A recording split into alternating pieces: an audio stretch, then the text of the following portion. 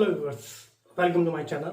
यहाँ पर हम सेकेंडरी क्लास के स्टूडेंट्स के लिए इकोनॉमिक्स के अलग अलग टॉपिक्स पर वीडियो लेके आते रहते हैं और कोशिश करते हैं हम आपको कि इन सभी टॉपिक्स को हम आसान से आसान भाषा में आपको समझा सकें।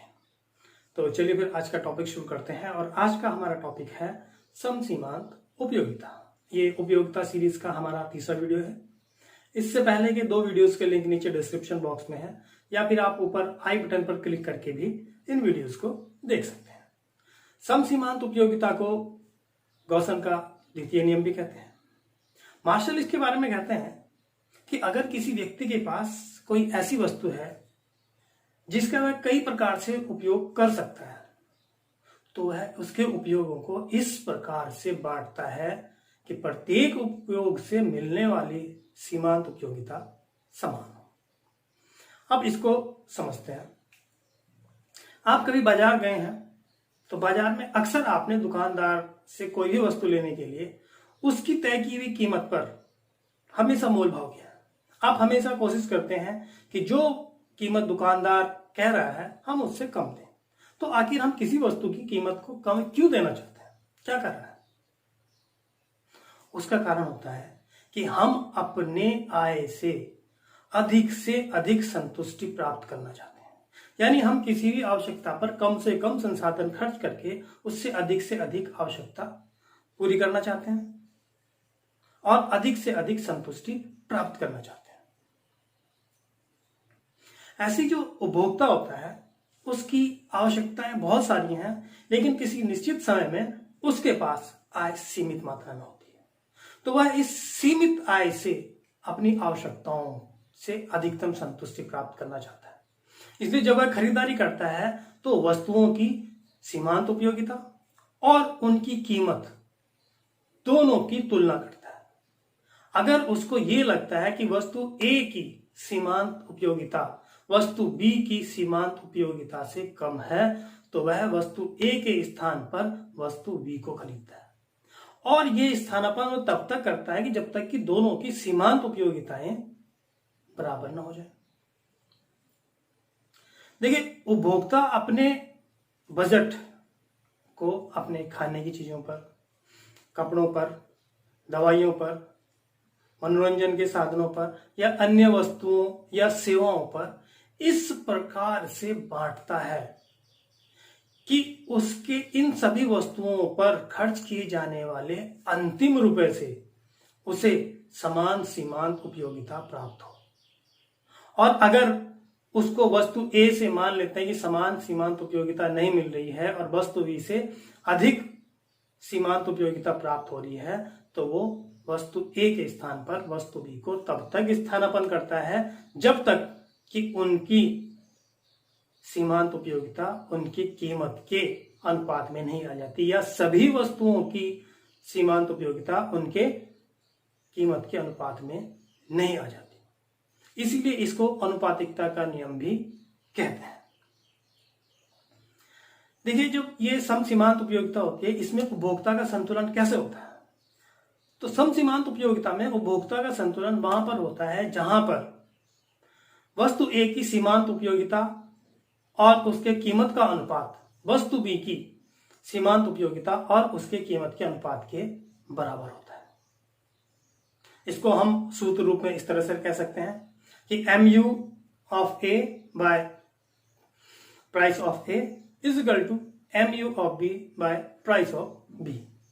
या इसको हम इस तरह से भी हम कह सकते हैं कि वस्तु A की सीमांत उपयोगिता और वस्तु B की सीमांत उपयोगिता का अनुपात वस्तु A की कीमत और वस्तु B की कीमत के अनुपात के बराबर हो।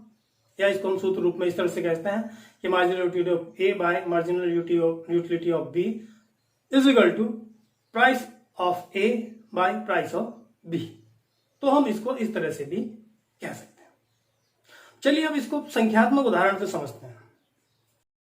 मान लेते हैं कि वस्तु ए और बी उपभोक्ता जिन्हें खरीदना चाहता है उनकी क्रमशः कीमत 2 रुपए और 1 रुपए है। उपभोक्ता के पास 12 रुपए हैं जिन्हें वह इन दोनों वस्तुओं पर खर्च करना चाहता है। वस्तु ए को हम मान लेते हैं कि सेब है और वस्तु बी को हम मान लेते हैं कि ये संतरा है। इनसे मिलने वाली सीमांत उपयोगिता की तालिका ये आपके सामने है। कि इनसे किस किस तरह से हमें सीमांत उपयोगिता प्राप्त हो रही है। तो उपभोक्ता जब इन वस्तुओं को क्रय करने जाता है तो पहली इकाई वह सेब या संतरे में से किसी एक का चुनाव करना होता है। तो यहां पर देखेंगे कि उसको पहली इकाई संतरे से 80 यूटिल्स की उपयोगिता मिल रही है, जबकि अगर वह सेब खरीदता है तो उसको 2 रुपए देने पड़ रहे हैं, जिस पर उसको 100 यूटिल्स की उपयोगिता मिल रही है। यानी यहां पर प्रति रुपया उसको 50 यूटिल्स प्राप्त हो रहा है। यानी संतरा अगर वो खरीदता है तो यहां पर उसको 1 रुपए में 80 यूटिल्स मिल रहे हैं। तो वह पहली इकाई संतरे खरीदता है। फिर जब दूसरा रुपया उसको खर्च करना है तो वह उसको भी संतरे पर ही खर्च करेगा, क्योंकि यहां पर भी उसको 60 यूटिल्स के बराबर उपयोगिता प्राप्त हो रही है।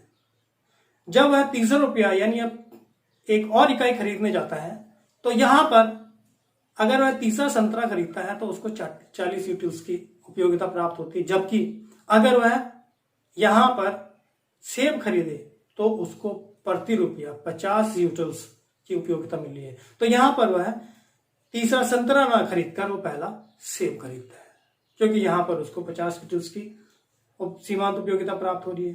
तो जब वह दूसरी यूनिट खरीदना जाता है तो दूसरी यूनिट वह संतरा ना खरीदकर फिर सेब ही खरीदता है। यहां पर भी उसको 40 यूटिल्स के बराबर उपयोगिता मिल रही है।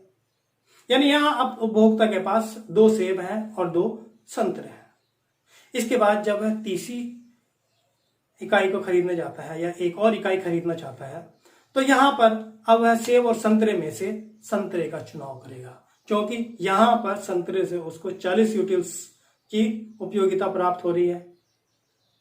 उसके बाद जब वह फिर अगली इकाई खरीदने जाता है तो ऐसी स्थिति में वह संतरा नहीं खरीदेगा, बल्कि वह तीसरा सेब खरीदेगा, क्योंकि यहां पर उसको संतरा की बजाय सेब खरीदने पर 30 यूटिल्स सीमांत उपयोगिता प्राप्त हो रही है। तो वह 30 यूटिल्स के लिए सेब खरीदेगा। उसके बाद अगली इकाई अगर उसे खरीदनी है तो फिर वह अगली इकाई सेब खरीदता है।